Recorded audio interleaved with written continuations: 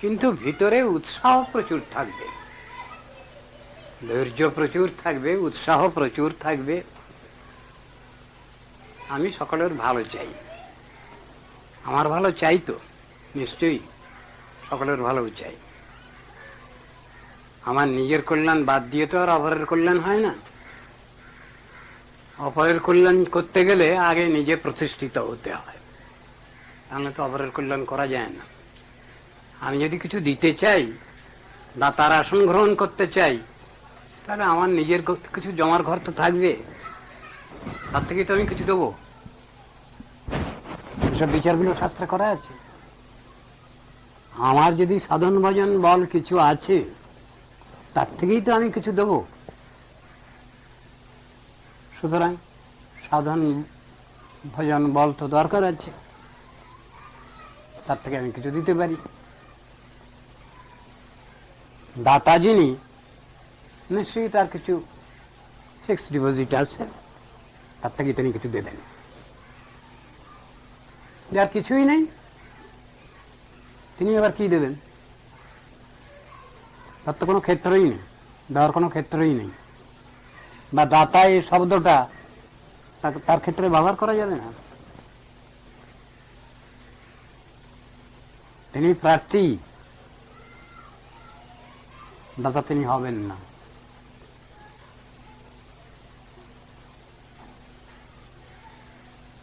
সংসারে অনেক সময় এই আমি তোমায় ক্ষমা করলাম কথাটা আসে।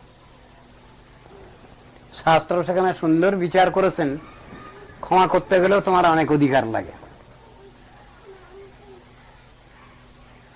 যিনি কাকু কৃপা করতে পারেন, দয়া করতে পারেন, তিনি ক্ষমা করতে পারেন। যিনি কাকু শাসন করতে পারেন, তিনি কাকু স্নেহ মমতা দেখাতে পারেন। কথাটা আছে, শাসন করা তারই সাজে, সোহাগ করে যে। দুটো সাইড নিয়ে বিচার করা হয়েছে। শাসন করার ক্ষমতা কখন আসবে তার?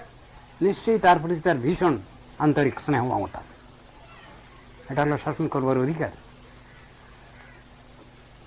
সব জিনিসগুলো এইভাবেই একটা বাইরের দিক নিয়ে বিচার করা হয়েছে, আর স্পিরিচুয়াল সাইডে সবটা বিচার করা হয়েছে। ভাগবত আলোচনা করলে এই প্রাথমিক স্টেজ থেকে আরম্ভ করে শেষ পর্যন্ত চরম সবটা দেখা যাবে একই রকমেরই, কিন্তু অধিকার ভেদ। সাধন ভজনের ক্ষেত্রে অধিকার ভেদে সবটা শেষ পর্যন্ত গুরু বৈষ্ণব তারা শাসন করছেন। তার নিজজনকে বলে কিরকম নিজজন? মুক্ত মহাজন, পরম মুক্ত মহাজন। একজন যদি মুক্ত, তাহলে তার গুরু পরম মুক্ত, তার গুরু আরো মুক্ত। বলে কিরকম ব্যাপার? বলে লাইনটা তো ওই রকম। সেখানে তো শিষ্যত্ব আছে না, সম্পর্ক আছে, তো কানেক্টেড। যার কাছ থেকে যিনি ব্রহ্মবিদ্যা তত্ত্বদর্শন লাভ করছেন, সেখানে ও ভাবটা তো থাকবেই। আমি বাইরের থেকে বিচার করতে পারবো না, কিন্তু ভাবটা তো আছে। তারা মুক্ত, পরম মুক্ত।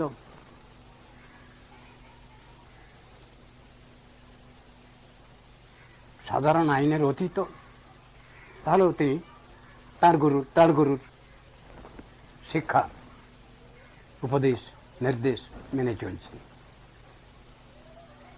এবং মেনে চলেছেন, মেনে চলছেন এবং চলবেন, ঠিক এমন কথাটা। এবং সেটা শেষ নেই। এমন যদি বলা যায় ওটা কখনো শেষ হয়ে যায়, তা নয়, ওটা শেষ হবার নয়। ওই যে চ্যানেল, স্পিরিচুয়াল চ্যানেল, ওটা শেষ হয় না, সব সময় চিরজাগরুক ও লাইন। এটা এত সত্য জিনিস, এদিক ওদিক হওয়ার নয়। বাস্তব, ইট ইজ ইন রিয়েলিটি। যিনি জানেন তিনি বোঝেন, অন্যকে তিনি হয়তো বুঝাতে পারবেন না, ক্ষমতা নেই বলে। তাহলে কি করে বুঝবেন? শিষ্য মহাশয় কি করে বুঝবেন? রিয়েলাইজেশনই বুঝবেন তিনি। ভগবত কৃপা বলে, গুরু কৃপা বলে তিনি বুঝবেন। সে বুঝটা তার এসে যাবে, কিন্তু ওরা তর্কের ব্যাপার না। আমাকে বুঝিয়ে দেন, জানিয়ে দেন, বলেন না তা হবে না। উদাহরণ দিচ্ছেন, ভক্তি পরে সহানুভব বিরক্তির অন্যত্র চৈষত্রিক এক কাল বলে দিচ্ছেন। একই সঙ্গে হচ্ছে, ভীষণ খিদে পেয়েছে, খেতে দিলেন একজন, প্রতি গ্রাস অন্ন খাওয়ার সঙ্গে সঙ্গে আমার খুন নিবৃত্তি হচ্ছে, ক্ষুধার নিবৃত্তি। প্রতি গ্রাস অন্ন খাওয়ার সঙ্গে সঙ্গে আমার তুষ্টি পুষ্টি একই সঙ্গে হয়ে যাচ্ছে।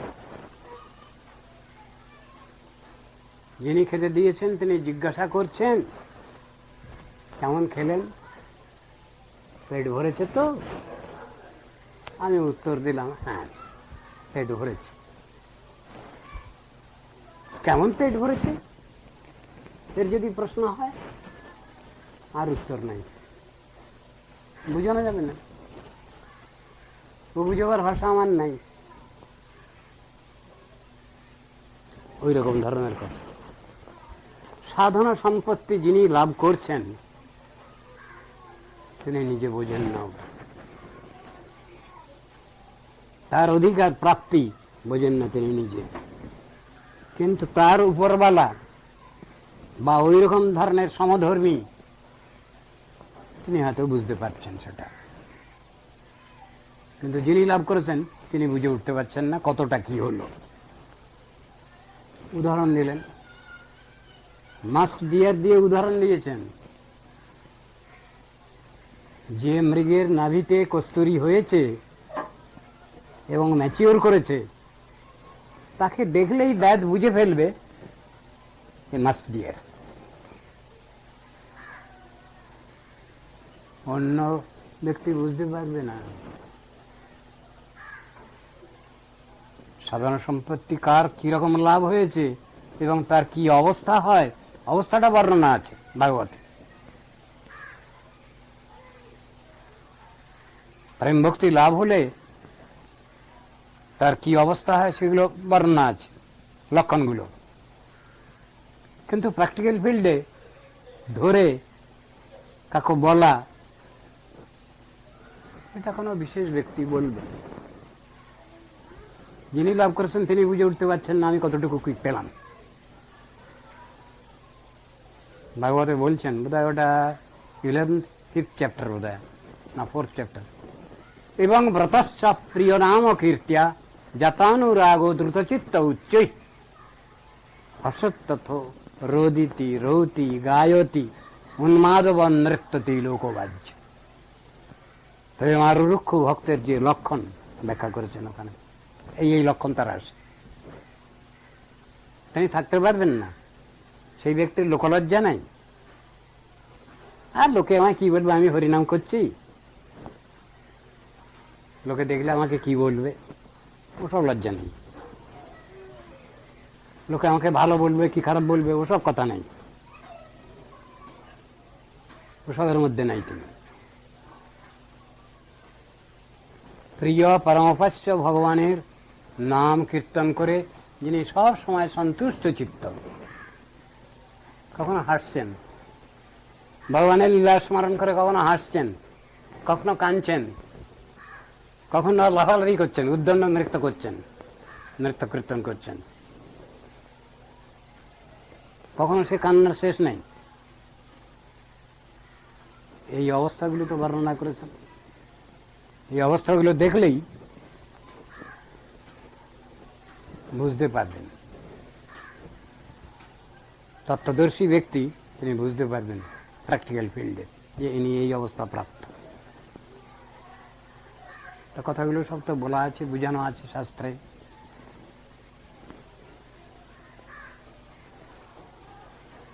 মৃগ নিজে বুঝতে পারে না, মাস্ক ডিয়ার সে নিজে বুঝতে পারে না ছোটাছুটি করে বানান চলে, ব্যাধ বুঝতে পারে যে এর মাস্ক ম্যাচিওর করেছে।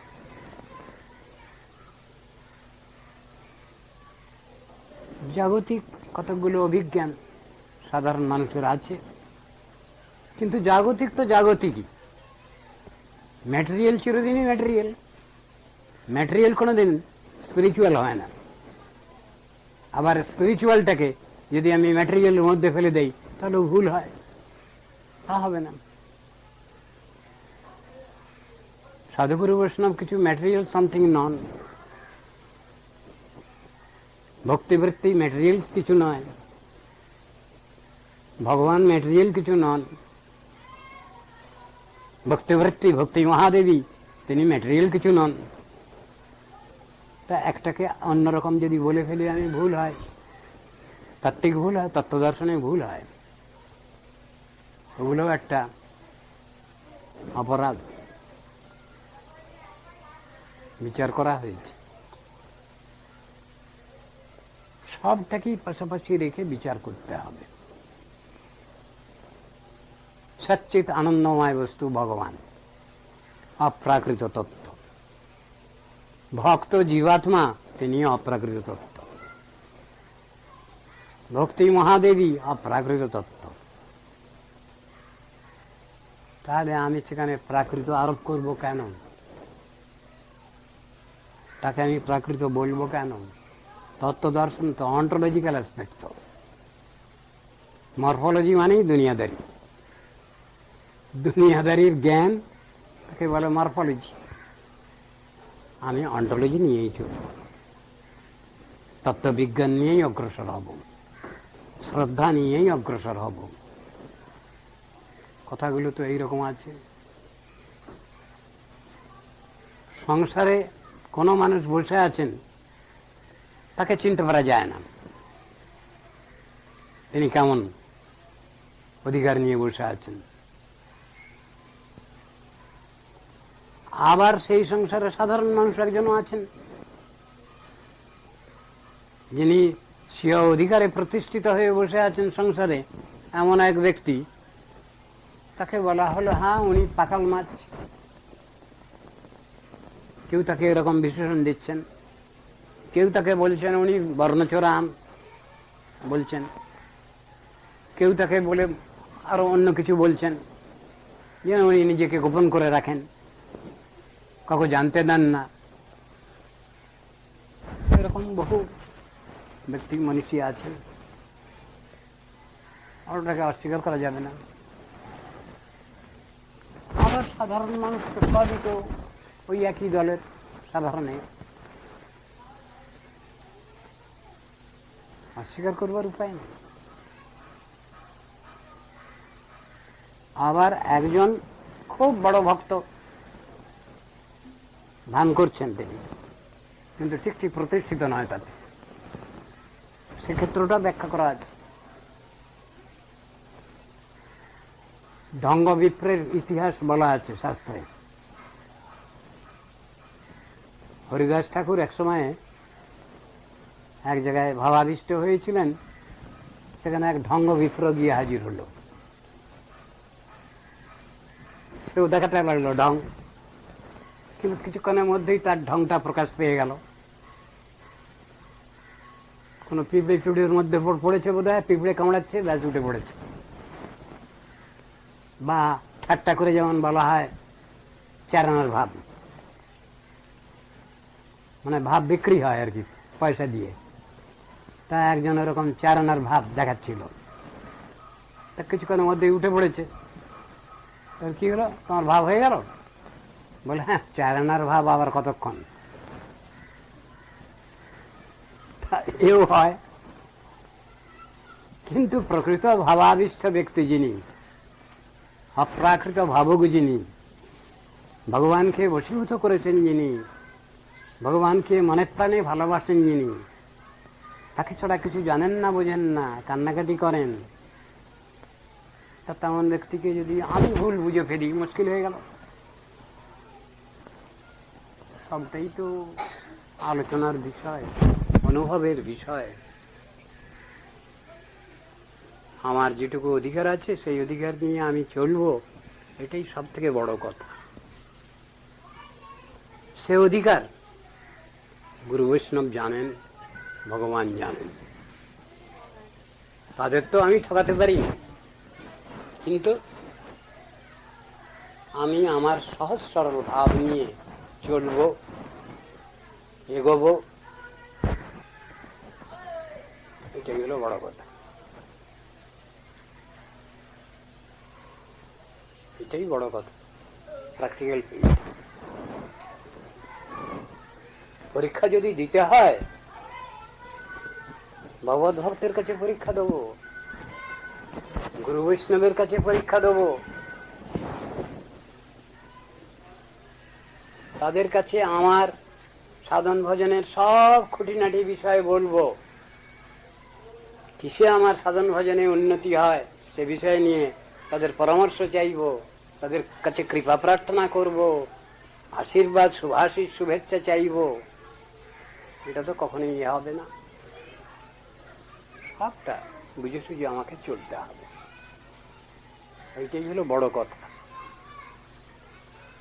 আমি হরিগুরু বৈষ্ণবের কাছে, ভগবানের কাছে আমার আন্তর্দর্শন সহজ সরল ভাব নিয়ে আমি অগ্রসর হব। এই সহজ সরল ভাবেই আমার প্রাপ্তি, এছাড়া কোনো উপায় নেই। আমি যদি আমার অভিজ্ঞান নিয়ে, অসম্পূর্ণ অভিজ্ঞান নিয়ে সম্বল করে যদি চলবার চেষ্টা করি, আমি অকৃতকার্য হয়ে যাব। এটা হবে না। সবসময় দেখছি কোনো সাধু মহাজন কোনো কিছু কথা বলতে যাচ্ছেন, দেখছি সেখানে তিনি তার ইষ্টদেবকে প্রণাম করছেন, আগে গুরুবর্গকে প্রণাম করছেন, আশ্রয় বিগ্রহগণকে প্রণাম করছেন, বিষয় বিগ্রহগণকে প্রণাম করছেন, তারপরে তিনি তার এটা আরম্ভ করছেন। এটা নিয়ম, তাদের কৃপা প্রার্থনা। আমার তো বল নাই, ভজন বল খুব কম, তাই আমি তাদের কাছে বল প্রার্থনা করছি। বলদেব প্রভুর বল তাদের কাছে প্রার্থনা করছি, আপনারা আমাকে একটু দেন, যাতে আমি তত্ত্বদর্শন জানতে পারি, বুঝতে পারি, শিখতে পারি, আমি যেন একটু এগোতে পারি, ঠিক ঠিক রাস্তায় চলতে পারি, আমার যেন কোনো রকম ধরনের বাইফারকেশন কিছু না হয়, ঠিক পথে চলতে পারি। এইগুলো, এই প্রার্থনা রাখতেই হবে সবসময়। যিনি যত উঁচু দরের সাধু হন না কেন, তার উপরওয়ালা তো আছেনই বসে, তিনি তার উপরওয়ালার কাছেই তার সব কিছু ইয়ে রাখেন, প্রার্থনা, সাহায্য, সহানুভূতি, সহযোগিতা, এবং ঠিক সেইভাবেই জিনিসটা চলে। মানে ভগবানেরও গুরু আছেন না, তত্ত্বদর্শনে বলে না তা, কিন্তু ভগবানও গুরু স্বীকার করছেন। ভগবানও গুরু স্বীকার করেছেন। ভগবান তার ভক্তকে ভালোবাসেন, ভগবান তার ভক্তকে ভালোবাসেন। ভক্ত ছাড়া তিনি জানেন না, তিনি ভগবান। তিনি যদি বলেন আমি ভক্ত টক্ত চিনি না, বুঝি না, তাহলে হলো না, তাহলে তিনি ভগবান হচ্ছেন না। আবার ভক্তকে যদি বলা যায় আপনার কেউ আছে, বলে হ্যাঁ আমার তো একজনই লোক আছে, কে তিনি? তিনি ভগবান, তিনি ভগবান। তাহলে তো ভগবান ভক্ত ছড়া হচ্ছেন না, ভক্ত ভগবান ছড়া হচ্ছেন না। থিওরিটি তো এরকম হচ্ছে। সব জিনিসটাই প্রপারলি কানেক্টেড, সব জিনিসটা। আমি ভক্তকে ছড়া ভগবানকে মানি না, ভগবানকে ছড়া ভক্তকে মানতে পারি না।